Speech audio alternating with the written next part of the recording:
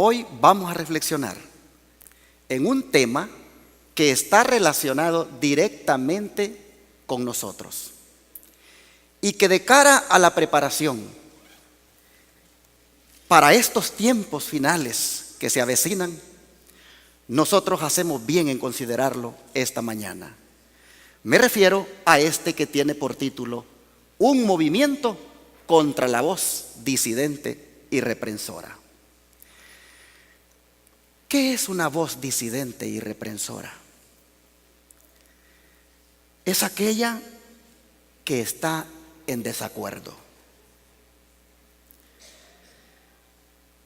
La Wikipedia dice que el término disidir significa precisamente eso, estar en desacuerdo. Se los pongo aquí. Dice que un disidente o grupo disidente, en un término general definido, es una persona u organización que está en desacuerdo con una organización, sea en lo político, religioso o institucional. Pero el desacuerdo, hermanos, tiene un sinónimo y es disconformidad. Y no vamos a negarlo, que fue originado por Satanás. De él las escrituras nos dicen lo siguiente. Vamos al libro de Isaías, capítulo 14. Aquí encontramos en el versículo 13 al 15 lo siguiente: Tú que decías en tu corazón, subiré al cielo, en lo alto, junto a las estrellas de Dios, levantaré mi trono, y en el monte del testimonio me sentaré a los lados del norte. Sobre las alturas de las nubes subiré y seré semejante al Altísimo. Mas tú, derribado eres hasta el Seol, a los lados del abismo. Nosotros encontramos aquí estas palabras que son aplicadas a Lucifer. Y estas son palabras disidentes, palabras que son expresadas en un desacuerdo que él siente para con Dios. ¿Por qué se dio esta disidencia? Vamos a leer Ezequiel 28 ahora. Ezequiel capítulo 28, versículos 15 al 18.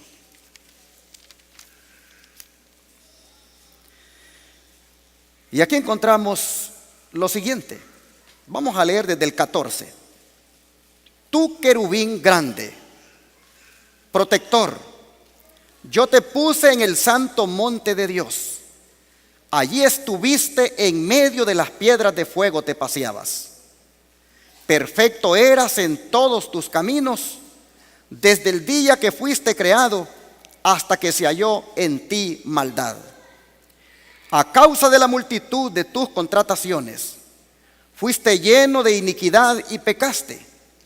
Por lo que yo te eché del monte de Dios y te arrojé de entre las piedras del fuego, oh querubín protector. Se enalteció tu corazón a causa de tu hermosura. Corrompiste tu sabiduría a causa de tu esplendor. Yo te arrojaré por tierra. Delante de los reyes te pondré para que miren en ti. Con la multitud de tus maldades y con la iniquidad de tus contrataciones, profanaste tu santuario. Yo pues saqué fuego de en medio de ti, el cual te consumió, y te puse en ceniza sobre la tierra a los ojos de todos los que te miran. Nosotros encontramos que Lucifer manifiesta, hermanos, prácticamente algo en contra de Dios, algo en contra de Cristo. La mensajera del Señor, cuando habla de esto que sucede en el cielo, de cómo este querubín se revela, de cómo este querubín quiere ser semejante al Altísimo, la mensajera del Señor pone esto como una disidencia en el cielo. Aquí se los pongo. Dice, los ángeles trataron de reconciliar con la voluntad de su Creador a ese poderoso ángel rebelde. Justificaron el acto de Dios al honrar a Cristo y con poderosos argumentos trataron de convencer a Lucifer de que no tenía entonces menos honra que la que había tenido antes que el Padre proclamara el honor que había conferido a su Hijo. Le mostraron claramente que Cristo era el Hijo de Dios, que existía con Él antes que los ángeles fueran creados y que siempre había estado a la diestra del Padre, sin que su tierna y amorosa autoridad hubiera sido puesta en tela de juicio hasta ese momento, y que no había dado orden alguna que no fuera ejecutada con gozo por la hueste angélica. Argumentaron que el hecho de que Cristo recibiera honores especiales de parte del Padre en presencia de los ángeles no disminuía la honra que Lucifer había recibido hasta entonces. Los ángeles lloraron, ansiosamente intentaron convencerlo de que renunciara a su propósito malvado para someterse a su Creador, pues todo había sido hasta entonces paz y armonía. ¿Y qué era lo que podía incitar esa voz rebelde y disidente? Así que nosotros encontramos que la actitud disidente de Satanás fue, hermanos, la que provocó que la paz en el cielo pues se viera perturbada. Pero saben que la actitud disidente de Satanás dio origen a otro tipo de disidencia, porque la disidencia solo se puede contrarrestar con disidencia. Los ángeles leales manifestaron este desacuerdo en contra de la apostasía de Satanás.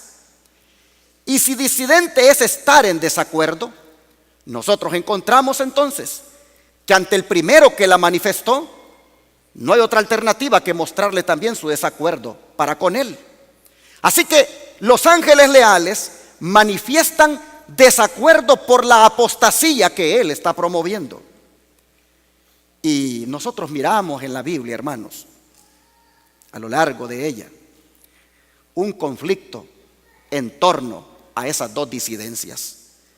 Nosotros miramos en las Escrituras los disidentes de la verdad por un lado y los disidentes de la apostasía por otro lado. Los disidentes de la verdad son aquellos que están en contra de la verdad, son aquellos que disienten de la verdad, son aquellos que están en desacuerdo con la verdad. Los disidentes de la apostasía son los que están en desacuerdo con ella, los que están en contra de ella, es decir, de la apostasía. La pregunta es, ¿con cuál de las dos disidencias debemos alinearnos nosotros? ¿Con la disidencia de la verdad, que es donde la de millones de personas se han alineado? ¿O con la disidencia de la apostasía? ¿Con cuál de las dos disidencias debemos alinearnos nosotros, los ministerios de sostén propio, las iglesias de sostén propio? Para eso, hermanos, vamos a circunscribirnos a la palabra de Dios para mirar cuál es la clase de disidencia que Dios aprueba. Abramos la Biblia en el libro de Jeremías, capítulo 1, versículos 1 al 3. Jeremías, capítulo 1, versículos 1 al 3. Y aquí nosotros encontramos las palabras que dicen: las palabras de Jeremías, hijo de Hilcías, de los sacerdotes que estuvieron en Anatot, en tierra de Benjamín. Palabra de Jehová que le vino en los días de Josías, hijo de Amón, rey de Judá, en el año 13º de su reinado. Le vino también en días de Joacín, hijo de Josías, rey de Judá, hasta el fin del año 11 de Sedequías, hijo de Josías, rey de Judá, hasta la cautividad de Jerusalén en el mes 5. Bueno, nosotros encontramos aquí a un siervo de Dios llamado Jeremías, pero noten lo que hace él ahora. Vean los versículos 13 al 19. Vino a mí palabra de Jehová por segunda vez y me dijo: ¿qué ves tú? Y dije: veo una olla que hierve y su faz está hacia el norte. Me dijo Jehová: del norte se soltará el mal sobre todos los moradores de esta tierra. Porque he aquí que yo convoco a todas las familias de los reinos del norte, dice Jehová. Y vendrán y pondrá cada uno su campamento a la entrada de las puertas de Jerusalén y junto a todos sus muros en derredor y contra todas las ciudades de Judá. Y a causa de toda su maldad, proferiré mis juicios contra los que me dejaron e incensaron a dioses extraños y la obra de sus manos adoraron. Tú pues, ciñe tus lomos, levántate y hablas todo cuanto te mande. No temas delante de ellos, para que no te haga yo quebrantar delante de ellos. Porque he aquí que yo te he puesto en este día como ciudad fortificada, como columna de hierro y como muro de bronce contra toda esta tierra, contra los reyes de Judá, sus príncipes, sus sacerdotes y el pueblo de la tierra. Y pelearán contra ti, pero no te vencerán, porque yo estoy contigo, dice Jehová, para librarte. Hermanos, nosotros vemos aquí al mismo Dios en desacuerdo con lo que su pueblo está haciendo. Nosotros vemos aquí al mismo Dios manifestando disconformidad, disintiendo por lo que su pueblo está haciendo, y se los hace ver por medio del profeta Jeremías. ¿Qué es lo que había hecho su pueblo según lo que hemos leído? Dice que lo habían dejado para ir tras los ídolos. Pero noten cómo a la voz disidente y reprensora que Dios va a usar, le anticipa que los líderes del pueblo, tanto civiles como religiosos, se van a enojar al punto de que van a pelear contra él. La pregunta es: ¿por qué los líderes religiosos y civiles pelearían contra esa voz disidente y reprensora que Dios estaba levantando?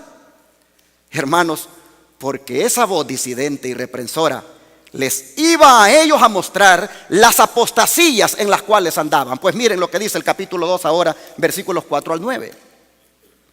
Oíd la palabra de Jehová, casa de Jacob, y todas las familias de la casa de Israel. Así dijo Jehová: ¿qué maldad hallaron en mí vuestros padres, que se alejaron de mí y se fueron tras la vanidad y se hicieron vanos? Y no dijeron: ¿dónde está Jehová, que nos hizo subir de la tierra de Egipto, que nos condujo por el desierto, por una tierra desierta y despoblada, por tierra seca y de sombra de muerte, por una tierra por la cual no pasó varón, ni allí habitó hombre? Y os introduje en tierra de abundancia para que comieseis su fruto y su bien.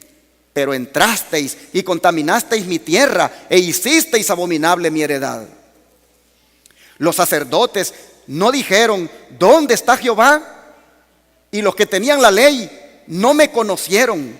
Y los pastores se rebelaron contra mí. Y los profetas profetizaron en nombre de Baal. Y anduvieron tras lo que no aprovecha.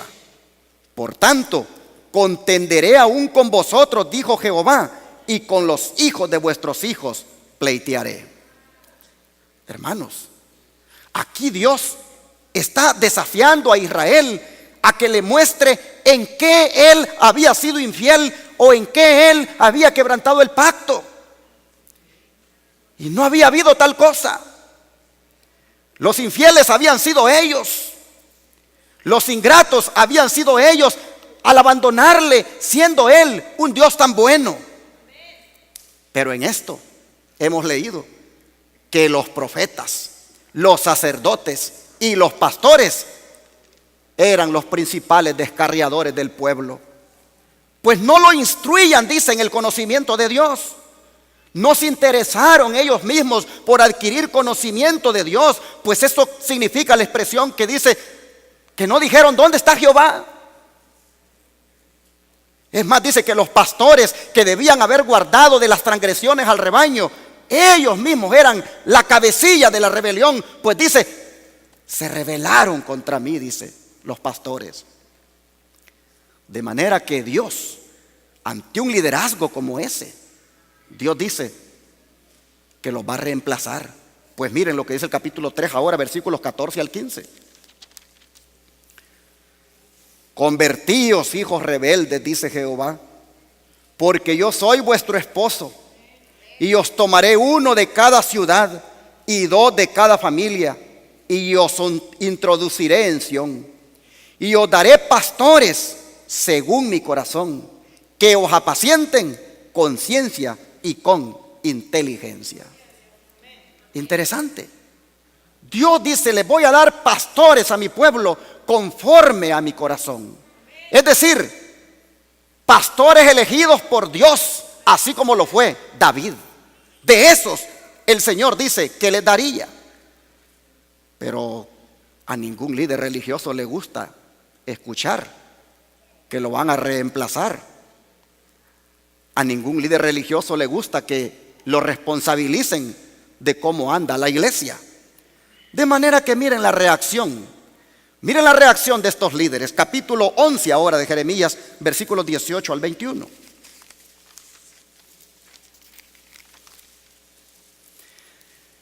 Dice, Jehová me lo hizo saber y lo conocí. Entonces, dice, me hiciste ver sus obras. ¿Cuáles obras? Las obras de estos líderes. Y yo, dice, era como cordero inocente que llevan a degollar. Pues no entendía que maquinaban designios contra mí diciendo, destruyamos el árbol con su fruto y cortémoslo de la tierra de los vivientes para que no haya más memoria de su nombre. Pero, oh Jehová de los ejércitos, que juzgas con justicia, que escudriñas la mente y el corazón, vea yo tu venganza de ellos, porque ante ti he expuesto mi causa. Por tanto, así ha dicho Jehová acerca de los varones de Anatot, que buscan tu vida diciendo, no profetices en nombre de Jehová, para que no mueras a nuestras manos. Ustedes pueden ver, hermanos, cómo en estos versículos tenemos un ejemplo claro de aquel dicho que dice que cuando no te gusta el mensaje, ¿qué cosa? Atacas al mensajero. Pues los líderes, hermanos, cansados de oír que ellos son los responsables de la apostasía de la iglesia, ahora nosotros vemos que se han conformado en un movimiento para silenciar esa voz disidente y reprensora que Dios ha levantado. El lenguaje que usan dice, destruyamos al árbol con su fruto, es decir, al profeta y a su mensaje. Pero, hermanos, en esa ocasión no lo mataron porque Dios estaba con él. Dios no lo permitió. Pero a partir de ese día se volvieron enemigos del mensaje. Pues vean lo que hicieron un día. Jeremías capítulo 19 ahora. Jeremías 19 versículos 14 al 15.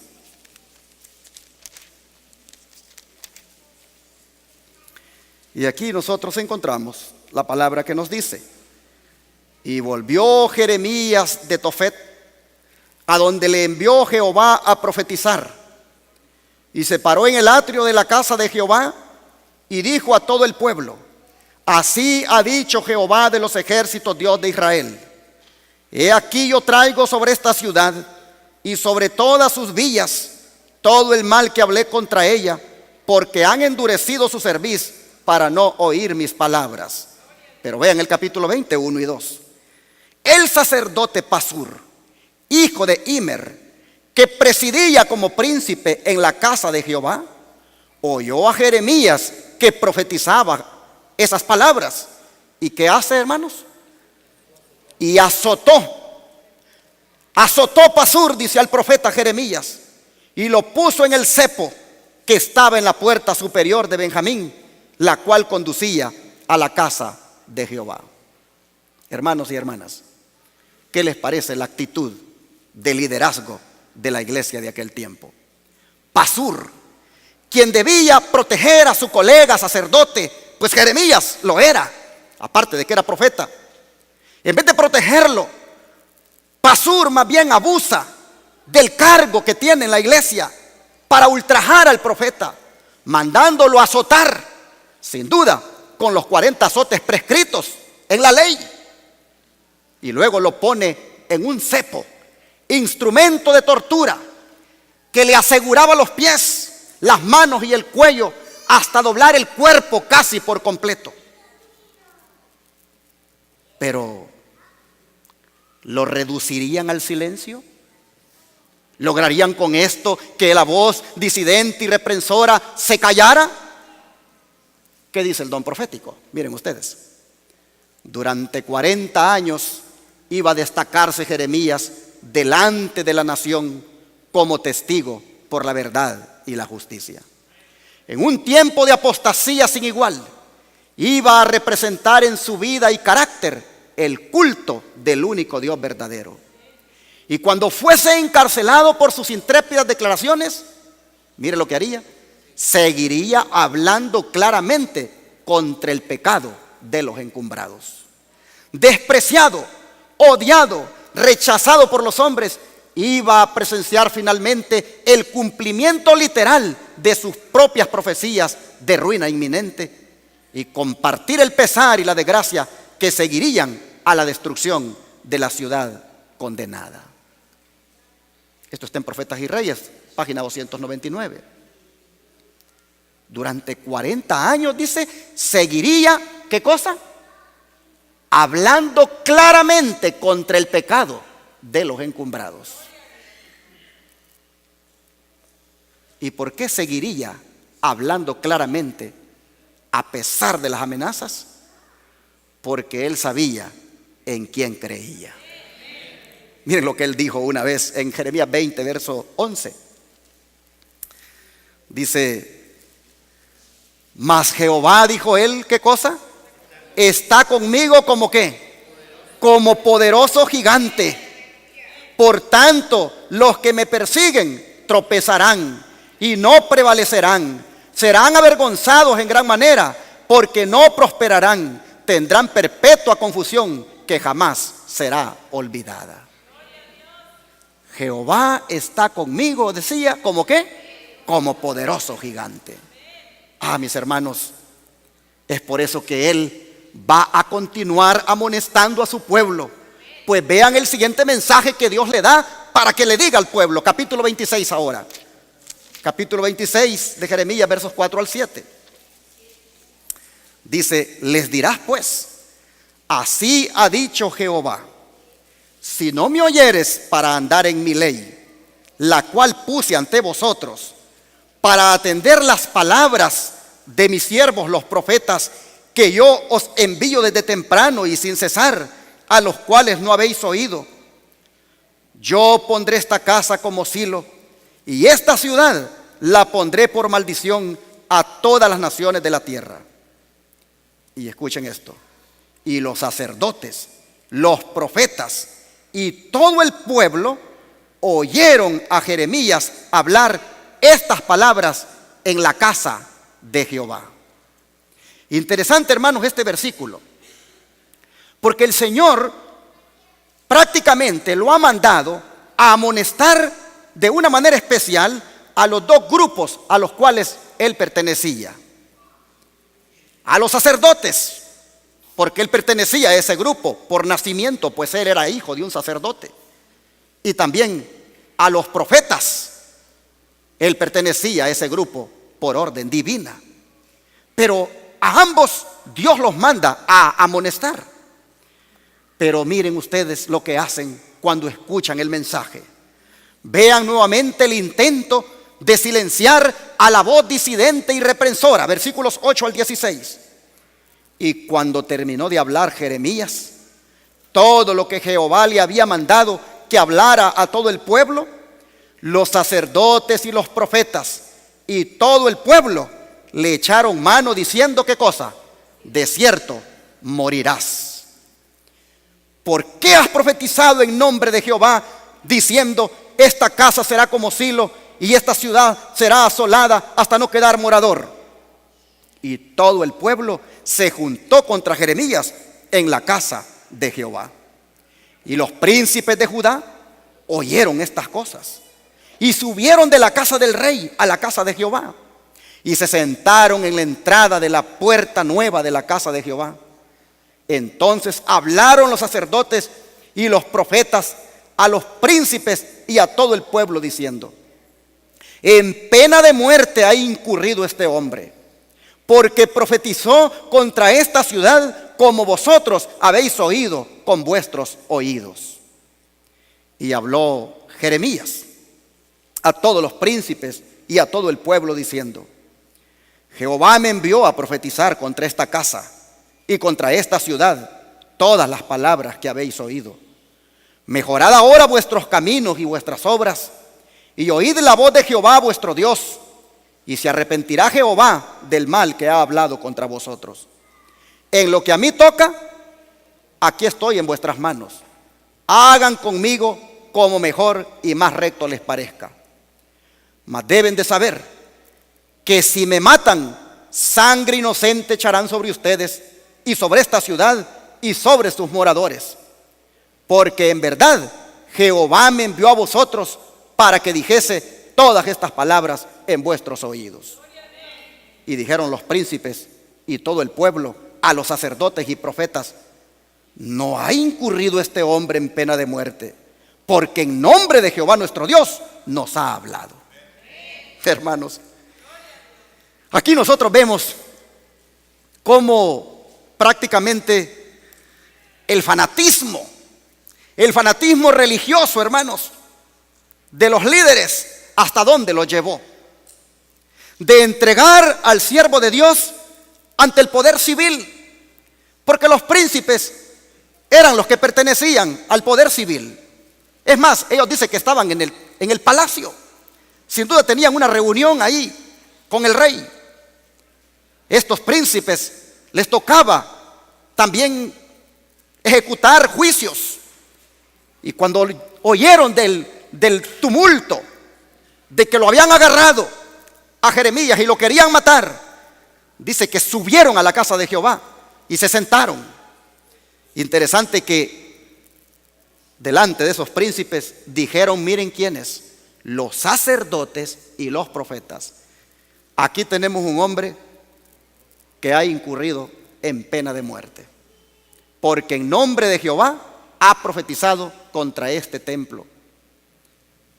Y nosotros vemos, hermanos, que el poder civil, los príncipes, escuchan a Jeremías hablar, como un día Pilato oyó a Jesús hablar.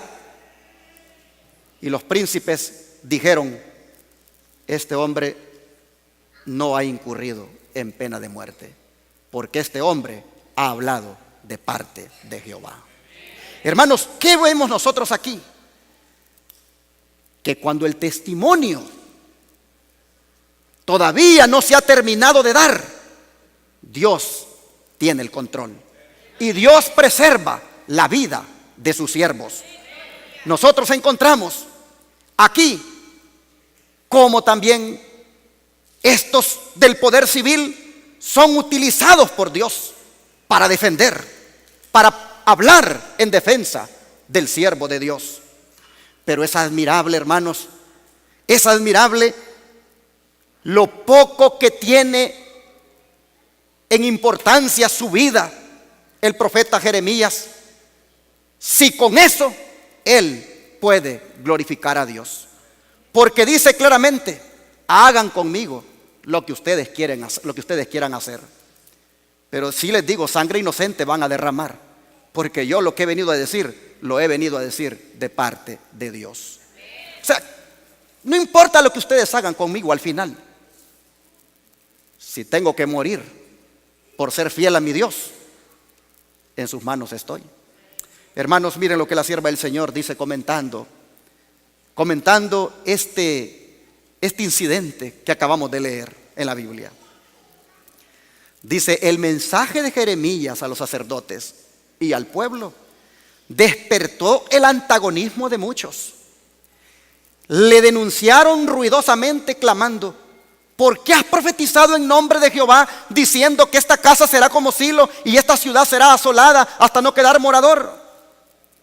Y se juntó todo el pueblo contra Jeremías en la casa de Jehová. Sacerdotes, falsos profetas y pueblo se volvieron airados contra el que no quería decirles cosas agradables o profetizarles engaño. Así fue despreciado el mensaje de Dios y su siervo amenazado de muerte.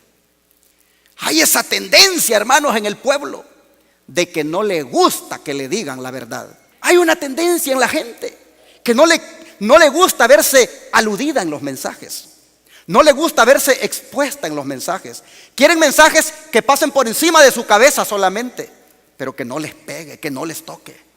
Hermanos, aquí nosotros vemos que la gente y los profetas agarraron a Jeremías y lo querían matar sencillamente porque no les gustaba el mensaje. Qué triste, hermanos, cuando se desprecia el mensaje. Pero como ya hemos visto, el profeta no se acobardó y Dios obró para librarlo en esa ocasión. ¿Qué hubiera pasado si él se hubiera acobardado? Imagínense que este servidor diga: no, pues para que los hermanos estén contentos, para que los hermanos no se sientan aludidos y para que los hermanos no anden diciendo de que yo condeno a la iglesia, entonces voy a empezar a hablar de amor y prosperidad. Eso es cobardía. En tiempos como los que estamos viviendo, no es para que nos estén apapachando, es para que nos digan la verdad. Mire lo que dice la sierva del Señor.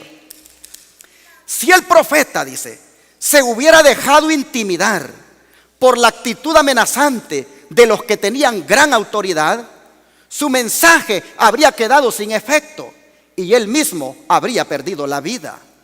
Pero el valor, dice, con que comunicó la solemne advertencia, le granjeó el respeto del pueblo y dispuso a los príncipes de Israel en favor suyo. Razonaron con los sacerdotes estos príncipes y con los falsos profetas, mostrándoles cuán imprudentes serían las medidas extremas que proponían. Y sus palabras produjeron una reacción en el ánimo del pueblo.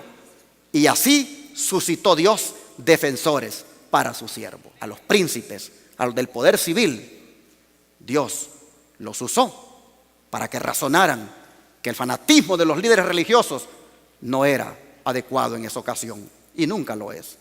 Hermanos, con lo visto hasta aquí, nosotros aprendemos que siempre que nos coloquemos del lado de la verdad, automáticamente eso nos hace disidentes de la mentira, y la oposición vendrá por sí sola aún en nuestro tiempo. Es decir, el que se pone de la verdad es porque está en desacuerdo de la mentira. Pero ponerse en desacuerdo de la mentira, ser disidente de la mentira, eso traerá por sí sola la oposición, como lo hemos visto aquí con Jeremías. Ahora, hermanos, pregunto, ¿ese espíritu de oposición se está mirando ahora? ¿De dónde le vino el espíritu de oposición a Jeremías? ¿Le vino de los babilonios? ¿Le vino de los filisteos? ¿De dónde le vino? Del mismo pueblo. Del mismo pueblo que se decía ser depositario de la verdad. Del mismo pueblo que se decía ser el pueblo elegido de Dios. De allí mismo le vino la oposición a él. De ese mismo pueblo. Allí en ese mismo pueblo habían disidentes de la verdad, es decir, que estaban en desacuerdo de la verdad. En ese mismo pueblo, Satanás tenía a sus emisarios, tenía a sus agentes para que estuvieran en desacuerdo de la verdad. Esos disidentes de la verdad se oponían al disidente de la apostasía, al que estaba en contra de la apostasía. Mire lo que dice la sierva del Señor. El espíritu de oposición, dice, a la reprensión que condujo a la persecución y encarcelamiento de Jeremías existe ¿cuándo? Hoy. Muchos, dice, se niegan a escuchar las repetidas amonestaciones y prefieren escuchar a los falsos maestros que halagan su vanidad y pasan por alto su mal proceder. En el día de aflicción, dice, los tales no tendrán refugio seguro ni ayuda del cielo. Los siervos escogidos de Dios deben hacer frente con valor y paciencia a las pruebas y sufrimientos que les imponen el oprobio, la negligencia y la calumnia. Deben continuar fielmente la obra que Dios les dio y recordar que en la antigüedad los profetas, el Salvador de la humanidad y sus apóstoles sufrieron también insultos y persecución por causa de su palabra. Noten, el Salvador de la humanidad también experimentó el ataque de los disidentes de la verdad, porque él disentía de la apostasía. Creo que nosotros hemos leído ya, y tal vez para el que no lo ha leído yo lo voy a compartir ahora, pero hemos leído cómo desde muy niño Jesús disintió de los líderes religiosos de su tiempo. ¿Por qué disintió con ellos? Por la forma en cómo enseñaban la palabra de Dios, porque ellos le daban más prioridad a la tradición que a la palabra. Vamos a ver lo que dice la Biblia acerca de ese momento cuando estuvo él con los líderes religiosos de su tiempo. Lucas capítulo 2 versículos 46 y 47.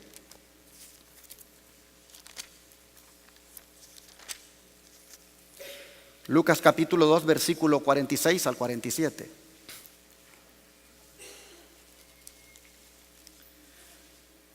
Aquí dice: aconteció que 3 días después lo hallaron en el templo, sentado en medio de los doctores de la ley, oyéndoles y preguntándoles.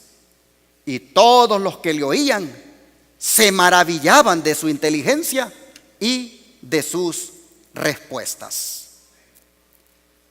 Nosotros leemos aquí que se maravillaban, pero en el griego, hermanos, esa palabra maravillarse significa alguien que lo sacan de sus casillas.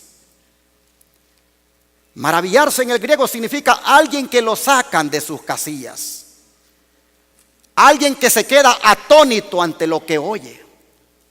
En otras palabras, nosotros miramos aquí que Jesús, sus preguntas y sus respuestas, sacaba de sus casillas a los líderes religiosos y les dejaba atónitos por la forma como les respondía.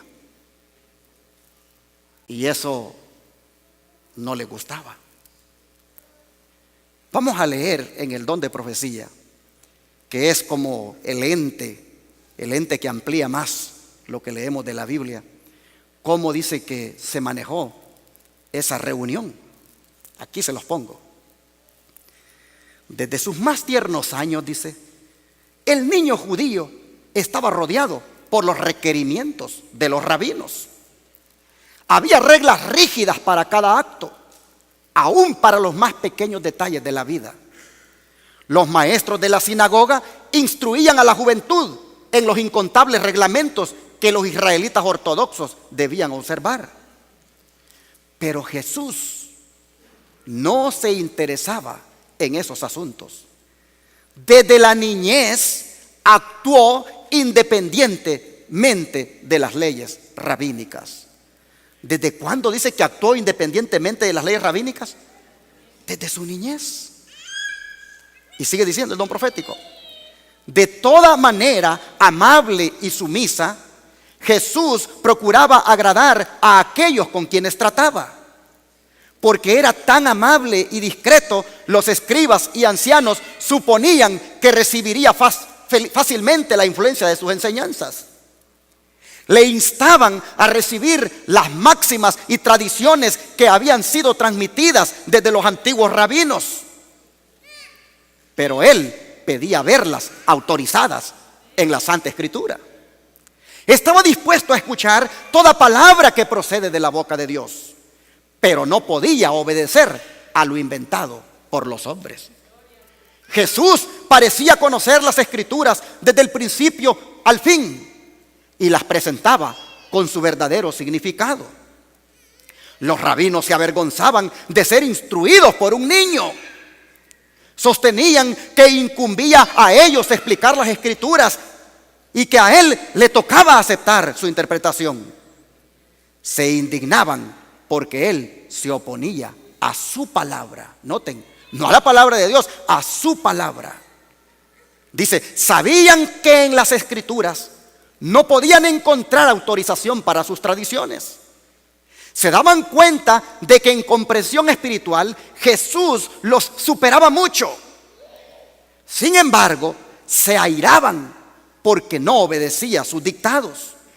No pudiendo convencerle, buscaron a José y María y les presentaron ¿qué cosa? Su actitud disidente. Así presentaron, así sufrió él reprensión y censura. ¿Pero en qué consistía la disidencia de Jesús? Sencillamente en que no estaba de acuerdo en que la tradición ocupara el lugar de la palabra de Dios. En eso consistía su disidencia. Y nosotros podemos ver, hermanos, con esto, que la iglesia cristiana comenzó con una disidencia. Como también la iglesia protestante. La iglesia protestante comenzó con una disidencia.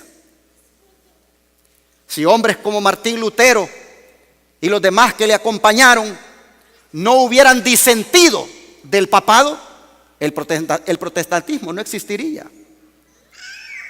Como también la iglesia adventista, hermanos. Si la iglesia adventista no hubiera disentido de las iglesias evangélicas que existían en 1844, no habría adventismo, no habría iglesia adventista.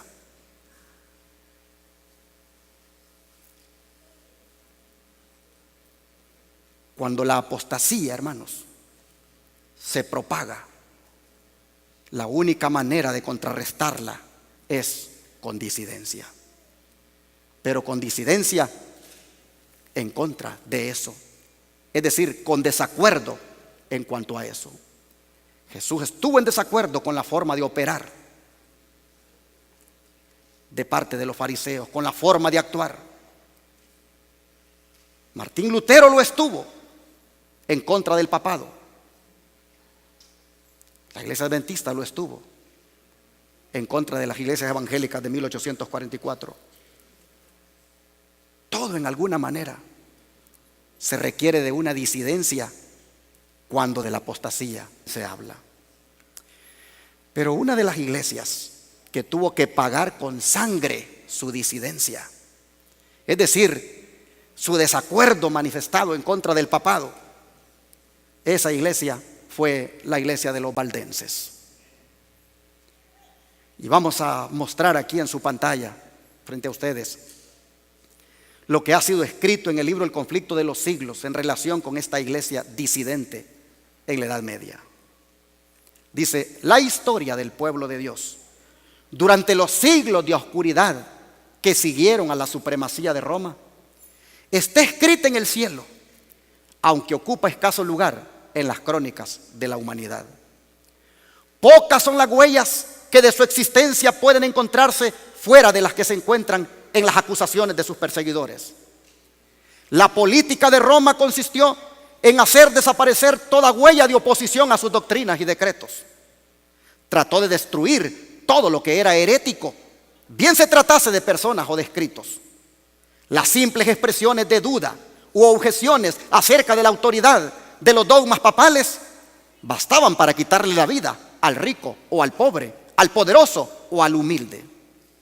Igualmente se esforzó Roma en destruir todo lo que denunciase su crueldad contra los disidentes. Y entre los que resistieron las instrucciones del poder papal, los valdenses fueron los que más sobresalieron. En el mismo país en donde el papado asentara sus reales, fue donde encontraron mayor oposición su falsedad y corrupción. Las iglesias del Piamonte mantuvieron su independencia por algunos siglos, pero al fin llegó el tiempo en que Roma insistió en que se sometieran. Tras larga serie de luchas inútiles, los jefes de estas iglesias reconocieron, aunque de mala gana, la supremacía de aquel poder al que todo el mundo parecía rendir homenaje. Hubo, sin embargo, algunos que rehusaron sujetarse a la autoridad de papas o prelados. Determinaron mantenerse leales a Dios y conservar la pureza y sencillez de su fe. Se efectuó una separación. Los que permanecieron firmes en la antigua fe se retiraron. Algunos, abandonando sus tierras de los Alpes, alzaron el pendón de la verdad en países extraños. Otros se refugiaron en los valles solitarios y en los baluartes peñascosos de las montañas, y allí conservaron su libertad para adorar a Dios. La fe que por muchos siglos sostuvieron y enseñaron los cristianos valdenses contrastaba notablemente con las doctrinas falsas de Roma. De acuerdo con el sistema verdaderamente cristiano, fundaban su creencia religiosa en la palabra de Dios escrita. Entre las causas principales que motivaron la separación entre la verdadera iglesia y Roma, se contaba el odio de ésta hacia el sábado bíblico. Como se había predicho en la profecía, el poder papal echó por tierra la verdad. La ley de Dios fue pisoteada, mientras que las tradiciones y las costumbres de los hombres eran ensalzadas. Se obligó a las iglesias que estaban bajo el gobierno del papado a honrar el domingo como día santo. Entre los errores y la superstición que prevalecían, muchos de los verdaderos hijos de Dios se encontraban tan confundidos que a la vez que observaban el sábado, se abstenían de trabajar el domingo. Mas esto no satisfacía a los jefes papales. No solo exigían que se santificara el domingo, sino que se profanara el sábado, y acusaban en los términos más violentos a los que se atrevían a honrarlo. Solo huyendo del poder de Roma era posible obedecer en paz a la ley de Dios. Sigue diciendo: tras los elevados baluartes de sus montañas, refugio de los perseguidos y oprimidos en todas las edades, allí hallaron los valdenses seguro escondite. Allí se mantuvo encendida la luz de la verdad en medio de la oscuridad de la Edad Media. Allí los testigos de la verdad conservaron por 1000 años la antigua fe. Pero miren ustedes, una vez que Roma resolvió exterminar la secta odiada, el Papa expidió una bula en que condenaba a sus miembros como herejes y los entregaba a la matanza. No se les acusaba de holgazanes, ni de deshonestos, ni de desordenados, pero se declaró que tenían una apariencia de piedad y santidad que seducía a las ovejas del verdadero rebaño, entre comillas. Por lo tanto, el Papa ordenó que si la maligna y abominable secta de malvados rehusaba abjurar, que fuera aplastada como serpiente venenosa. Las persecuciones que por muchos siglos cayeron sobre esta gente temerosa de Dios fueron soportadas por ella con una paciencia y constancia que honraban a su Redentor. No obstante, las cruzadas lanzadas contra ellos y la inhumana matanza que fueron entregados, siguieron enviando sus misioneros a diseminar la preciosa verdad. Se los buscaba para darles muerte, y con todo su sangre regó la semilla sembrada que no dejó de dar fruto. De esta manera fueron los valdenses testigos de Dios antes del nacimiento de Lutero. Esparcidos por muchas tierras, arrojaron la semilla de la reforma que brotó en tiempo de Wycliffe, se desarrolló y echó raíces en días de Lutero, para seguir creciendo hasta el fin de los tiempos mediante el esfuerzo de todos cuantos estén listos para sufrirlo todo a causa de la palabra de Dios y del testimonio de Jesucristo. Pero hermanos, ¿cuál fue el pecado de los valdenses? Disentir, ser disidentes en cuanto a la apostasía, no estar de acuerdo con ella. Los disidentes de la verdad, dirigidos por el papado, persiguiendo a los disidentes de la apostasía, los valdenses. Pero esto que se hizo contra los valdenses se va a volver a repetir, ¿sí o no? Esto que se hizo con los valdenses se va a repetir, y se va a repetir, hermanos, con nosotros si nos mantenemos siempre del lado de la verdad. Mire lo que dice la sierva del Señor: cuando las iglesias principales de los Estados Unidos, uniéndose en puntos comunes de doctrina, influyan sobre el Estado para que imponga los decretos y las instituciones de ellas, entonces la América protestante habrá formado una imagen de la jerarquía romana, y la inflicción de penas civiles contra los disidentes vendrá de por sí sola. Conflicto de los siglos, página 439. Así que pregunto en esta hora, ante lo que nos espera, ante esta persecución de la que se habla aquí, ante estas penas civiles en contra de los disidentes, pregunto, ¿nos iremos a mantener fieles? Si usted no considera mantenerse fieles, le recomiendo que se regrese a la iglesia donde estaba antes. Pero si usted va a estar en esta iglesia, el Señor aquí está preparando un ejército que va a permanecer fiel a la verdad, leal a la verdad. Hermanos, debemos de ser valientes como Jeremías para cuando se impongan estas penas civiles en contra de los disidentes. Como Iglesia Advenimiento del Séptimo Día, los Tres Ángeles, hemos estado por 6 años siendo una voz disidente para Dallas y el mundo. Por 6 años, Radio Advenimiento ha sido una voz disidente para Dallas y el mundo. Recientemente, unos años atrás, Advenimiento TV se vino a unir como voz disidente para Dallas y el mundo. Hemos estado, hermanos, siendo voz disidente en cuanto a la apostasía se refiere. Es decir, hemos estado diciendo por todo lo alto cuál es la verdad y cómo nosotros debemos ponernos en armonía con ella. Hermanos, ¿por qué los animo a que seamos fieles? ¿Por qué los animo, hermanos, a que se mantengan del lado de la verdad? Porque, hermanos, si nosotros no nos mantenemos del lado de la verdad, entonces pasaremos a formar parte de los disidentes de la verdad. Y es mejor disentir de la apostasía, pero nunca de la verdad. Hoy en día hay unos disidentes de la verdad que están en alguna manera incitando a sus feligreses para que se vuelvan contra esta voz disidente y reprensora. Hermanos, cuando yo miro a estos disidentes de la verdad que nos ponen como disidentes de la manera negativa, yo digo, como dijo la hermana ahorita allí, gloria al Señor. Gloria al Señor. Porque Jesús fue disidente, Jeremías fue disidente, Juan el Bautista fue disidente, los valdenses fueron disidentes, Martín Lutero fue disidente. Y ser disidente de esa naturaleza es gracias al Señor. Pero voy a ponerles ahorita, para que ustedes miren la diferencia entre esta clase de disidencia que nosotros practicamos a la disidencia que practican los disidentes de la verdad. Vean aquí a este personaje como disiente del espíritu de profecía y de la ley dominical. Elena de White argumenta, sobre todo en Conflicto de los Siglos, sobre el asunto y dice que en los últimos días pues vendrá esto de la ley dominical. Muchos lo toman como el sello de Dios y la marca de la bestia, que el domingo será la marca de la bestia y que el sábado es lo del sello de Dios.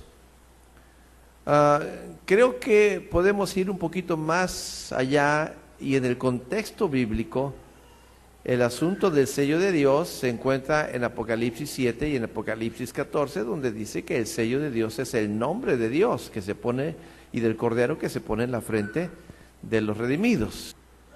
Si llega la ley dominical, donde quieren obligar a la humanidad, porque tiene que ser un asunto universal, a guardar el domingo, bueno, pues entonces ya será así. Si no llega, no se preocupen, la persecución y la opresión vendrá por otros medios y por otros motivos. ¿Qué les parece? Ese es un disidente de la verdad. Es decir, está en desacuerdo con la verdad. Él no dice que el sábado es el sello de Dios, no está de acuerdo con que el sábado sea el sello de Dios y no cree que pues la persecución se vaya a dar por la ley dominical. Ese es un disidente de la verdad en cuanto a esos temas. Pero miren este otro. Y en nuestra iglesia hoy día a nivel local, a nivel regional, a nivel de muchos lugares, se han suscitado tremendas discusiones acerca de algunos aspectos que no tienen que ver con nuestra salvación. El tema del estudio debe ser nuestra salvación. Pero cuando ponemos atención a esas cosas que no tienen que ver con nuestra salvación, estamos dándole la espalda al santuario y nos estamos olvidando de Cristo Jesús.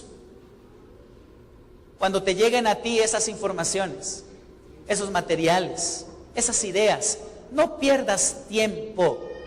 La Escritura dice que debemos de abocarnos con temor en nuestra salvación.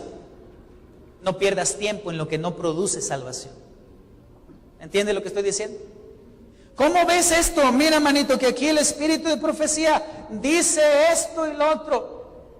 Y es un texto que te mencionan, por ejemplo, acerca de la carne. A mí me han preguntado que por qué no como carne. Le digo, si comiendo, sin comer carne estoy todo enfermo, comiendo carne, ¿cómo estaría? Pero no lo hago para salvarme o dejar de salvarme. Con carne o sin carne, yo estoy perdido. Y tú también. No digas amén.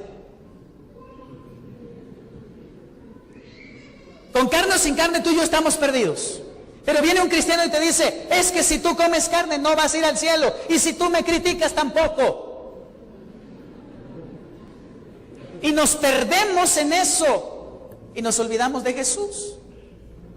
¿Entiende lo que estoy diciendo? Ay, es que esa hermana no debió pasar porque su pista tenía batería. ¿Y quién te dijo otra cosa? Y te enfocas en eso. Y porque la pista de la hermana tiene batería, entonces tú no vas a ir al cielo. Y a lo mejor no vas, no por la pista, sino por criticón. Porque al hacer eso, le estás dando la espalda al mensaje de Cristo Jesús, que es un mensaje de amor y es un mensaje de unidad. Amén. Ahí tienen ustedes un ecuménico declarado. Mensaje de amor y unidad, eso es lo que hay que hablar. Y lo ven que es prácticamente un disidente de la reforma pro salud. Está en contra de la reforma pro salud. Está en contra de lo que el espíritu de profecía enseña. Bueno, miremos este otro disidente para que nosotros comparemos.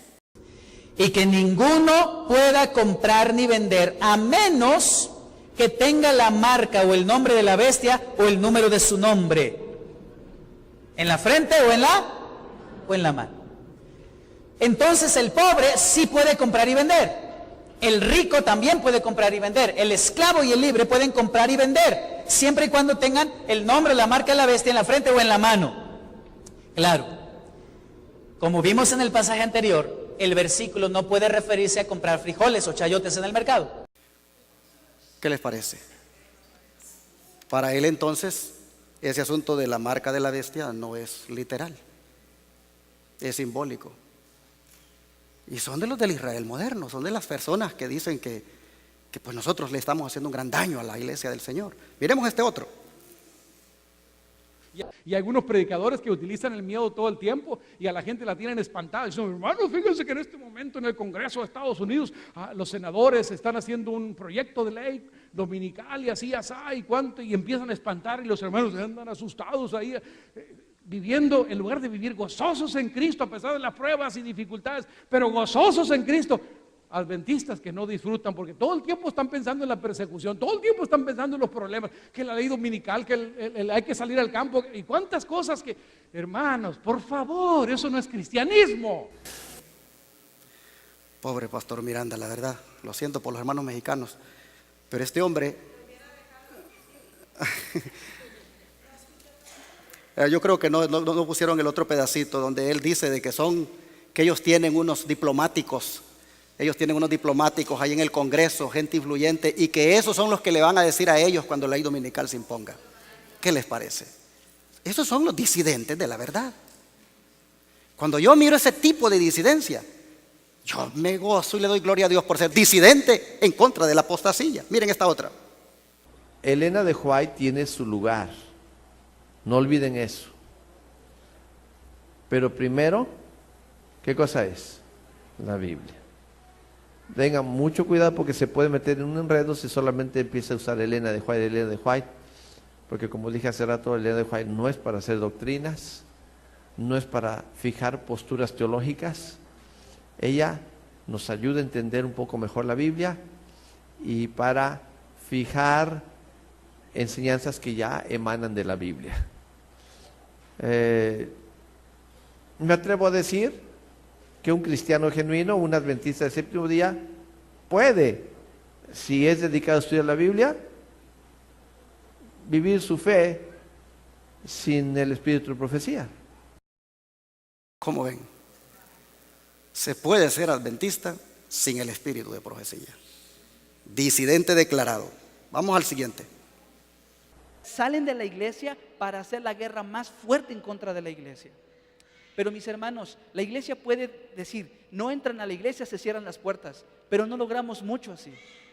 Juan dice que la estrategia más eficaz contra la disidencia no solamente saber que la iglesia es la verdadera, tener una fe, estudiar las escrituras, orar, estar en comunión con Dios, sino es nuestra propia decisión.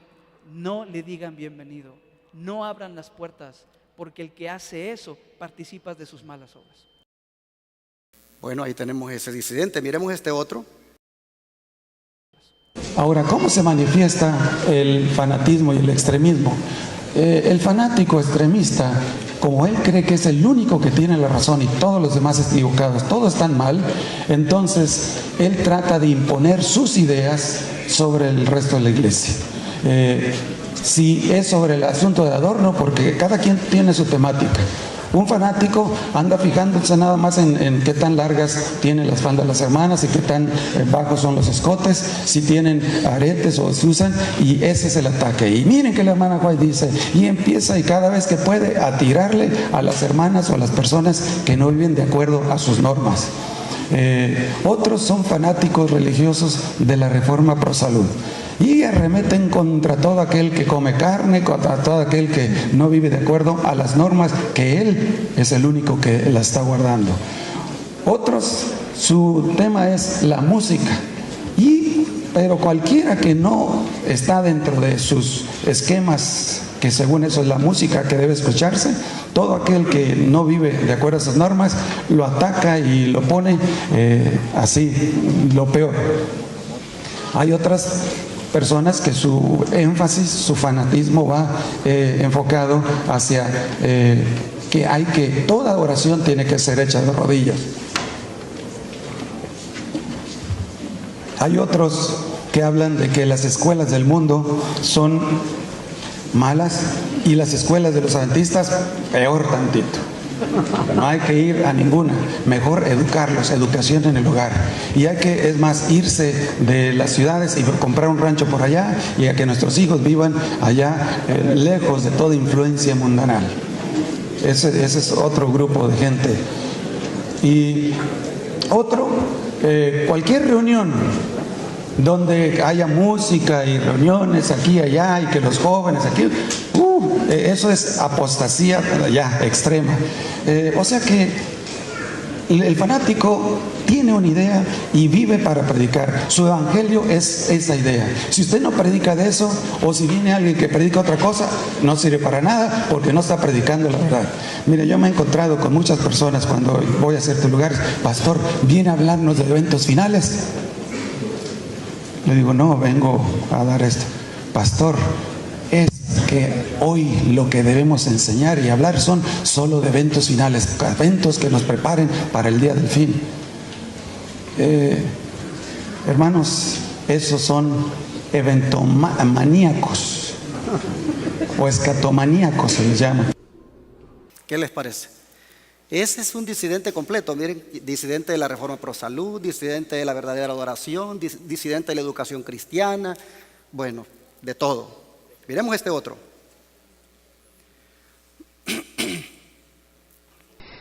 La Iglesia Adventista del Séptimo Día no condena al movimiento ecuménico, ni a su principal manifestación organizativa, que es el Concilio Mundial de Iglesias, el CMI. Sin embargo, rechazamos de este movimiento ecuménico diversas actividades, diversos aspectos. Debemos decir que el movimiento ecuménico ha tenido algunos, vamos a llamarle así, beneficios. Por ejemplo, su gran meta es la unidad de la iglesia o del cristianismo a nivel mundial. Y ningún adventista podría oponerse a la unidad en Cristo de todo el cuerpo de creyentes. Jesús mismo oró por la unidad de la iglesia. Bueno, aquí nosotros vemos que él está a favor del ecumenismo y utiliza a Jesús para sostener su punto de vista y anima a la gente para que lo apoye. No voy a poner por falta de tiempo, pero dice de que cuando tienen dudas van donde los teólogos. Él dice que van a las escuelas de teología, a los eruditos, y ahí es donde ellos suplen sus dudas. Bueno, mis hermanos, si estos disidentes fueran de otros credos religiosos, pues uno no se sorprendería. Pero es lamentable de que son del Israel moderno, los que se creen depositarios de la verdad. Así que, hermanos, los únicos que por la gracia de Dios pueden hasta ahora decirse que son disidentes pero aprobados por Dios, son los que son disidentes de la apostasía, es decir, los que no están de acuerdo con ella. Y aquí, gloria a Dios por los ministerios de sostén propio, gloria a Dios por las iglesias de sostén propio, porque valientemente están levantando la verdad. De manera que nosotros, hermanos, aunque escuchamos que de una manera negativa nos ponen como disidentes, nosotros sabemos que lo somos en una manera positiva. Hermanos, creo que todos ustedes son testigos de un simposio que hubo recientemente aquí en Sudamérica y que han dado ahí siendo viral, ¿verdad?, en las redes sociales, en el YouTube. Cómo se juntaron los disidentes de la verdad para poner en evidencia a los disidentes de la apostasía, es decir, a los que están en contra de la apostasía, ponerlos como algo dañino para la iglesia, y cómo prácticamente con esos simposios van preparando a la gente para ponerla en contra de los que verdaderamente estamos predicando el mensaje de los tres ángeles.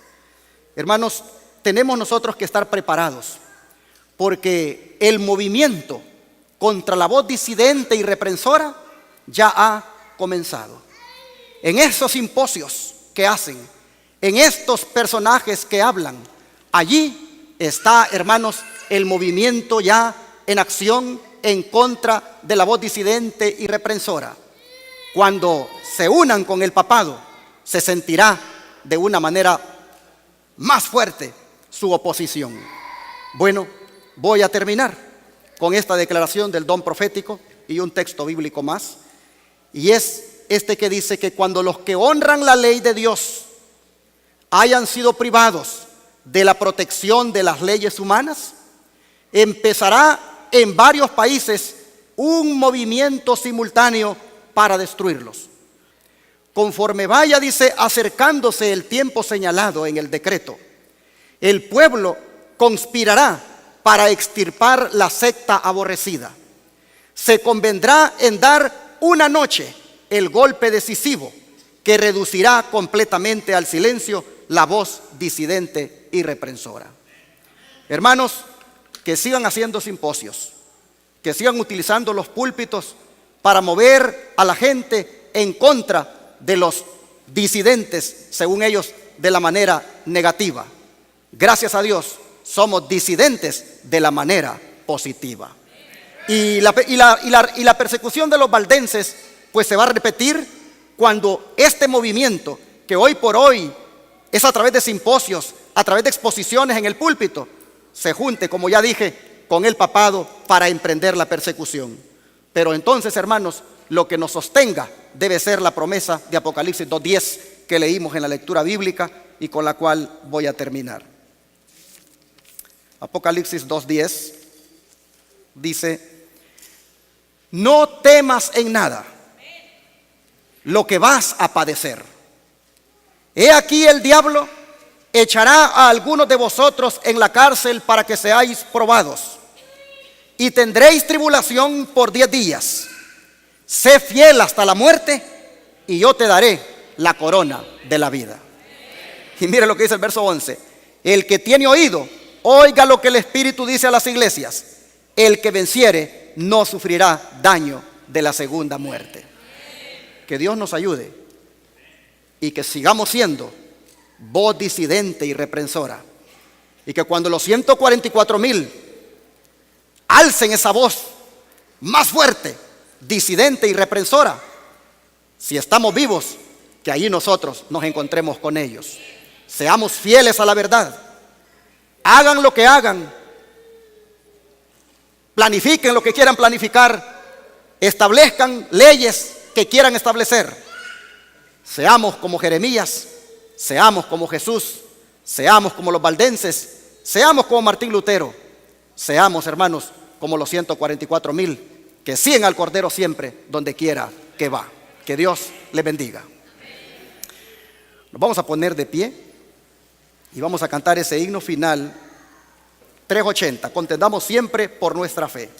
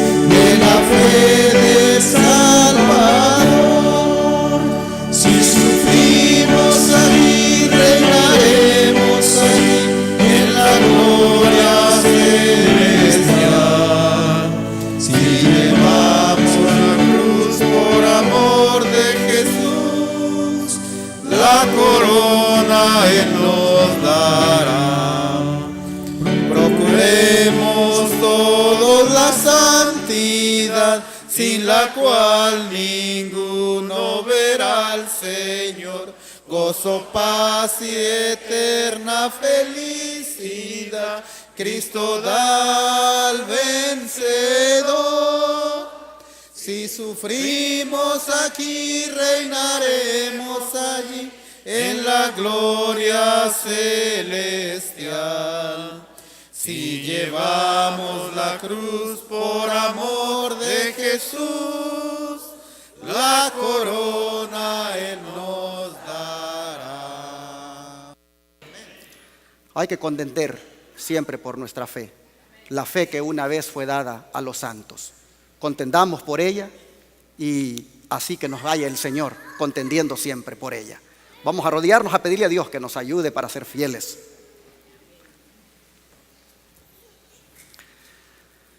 Padre Celestial, cuando la voz disidente y reprensora, el movimiento que se levanta en contra de ella para destruirla, para silenciarla, se ponga en acción, oh Padre, te rogamos que nosotros tengamos valentía, que nosotros nos mantengamos fieles, leales. Ayúdanos, Señor, a ser fieles y leales mejor de lo que somos ahora. Hoy por hoy, Padre, no tenemos persecución, solo tenemos habladurías, solo tenemos ataques, solo tenemos palabras ofensivas, pero sabemos que un día llegarán a lo físico, como sucedió con Jeremías.